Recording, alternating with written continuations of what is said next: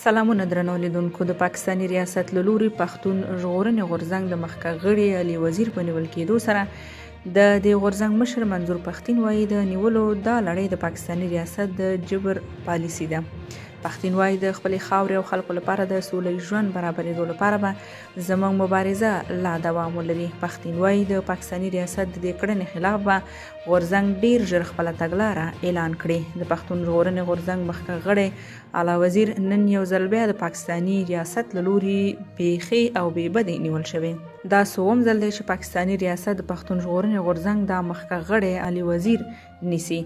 پاکستاني ریاست په پاکستان کې د پښتون ژغورنې غورځنګ د فعالیتونو، احتجاجونو او راټولېدو مخه نیسي او مخکښ او مهم غړي یې نیسي. د منظور پښتين په مشرۍ د پښتون ژغورنې غورځنګ په پاکستان کې هغه تحریک دی چې زورګونه پښتانه ورسره د محکومي پښتونخوا د پښتنو د حقونو لپاره راپورته شوي او له پاکستاني ریاست د خپلو حقونو پوښتنه او غوښتنه کوي، خو پاکستاني ریاست یې د چوپ کولو هڅې کوي او وخت نا وخت یو زوروي او ان مهم غړي یې شهیدانوي چې دا د نړیوالو او کورنیو مدني حقوقو او قوانینو خلاف عمل دی.